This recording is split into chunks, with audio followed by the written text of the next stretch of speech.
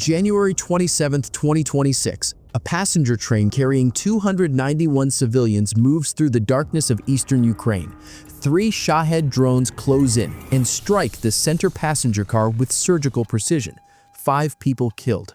Here's what made this different. Those drones weren't flying blind. They were online, guided by Starlink satellite internet strapped directly to the missiles. Russia had weaponized the same technology keeping Ukraine alive. But 11 days later, Elon Musk flipped a switch, and 90% of Russian frontline communications collapsed overnight.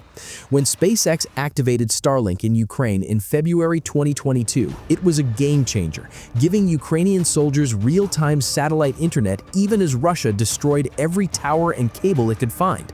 But by late 2023, something alarming emerged. Russian soldiers were showing up on the front lines carrying the same Starlink terminals, smuggled through Dubai and Central Asia using fake documents and third-country registrations, thousands of them. By January 2026, the Institute for the Study of War confirmed that Russian Molniya-2 and BM-35 kamikaze drones with ranges up to 500 kilometers were being guided by Starlink connections. Ukraine's own jamming systems were useless. They're built to block radio frequencies, not satellite internet. Russia had copied Ukraine's playbook, and the balance of power had quietly flipped. The Kharkiv train strike was the breaking point. A conventional drone can't hit a moving train at night. It flies to a fixed coordinate. These drones tracked and steered in real time. Ukrainian analyst Serhiy Beskrasnot confirmed it immediately. Online control. Poland's foreign minister publicly demanded Musk act. Ukraine's new defense minister Fedorov had already called SpaceX the day before the attack. The pressure was global, the evidence was undeniable, and the clock had started.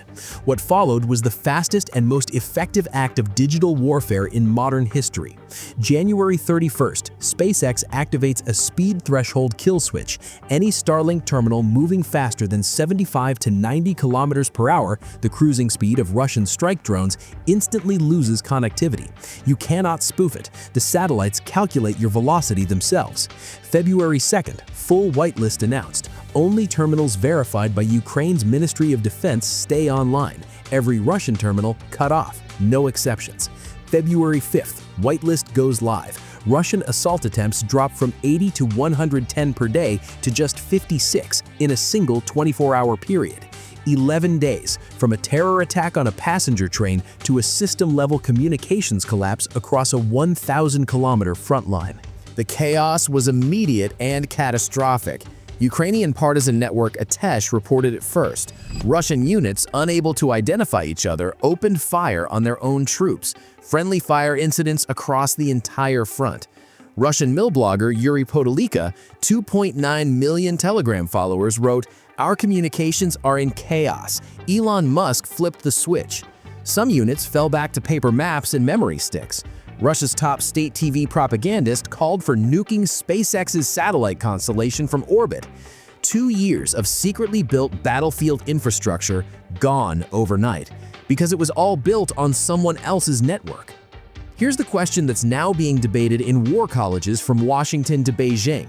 For the first time in history, a private citizen, no rank, no mandate, no government role, degraded the battlefield communications of a nuclear-armed nation.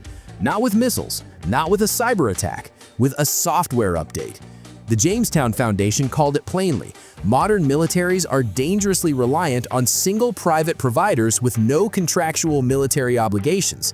China is watching, Iran is watching, North Korea is watching. Russia built a battlefield network on stolen contraband technology and discovered too late it was a trap. One software update, 11 days, 90% collapse. The military of the 21st century runs on data. Data runs on satellites, and satellites are owned by corporations, not governments. So ask yourself this: in the wars of tomorrow, who really controls the battlefield? The general with the most troops or the CEO with the off switch?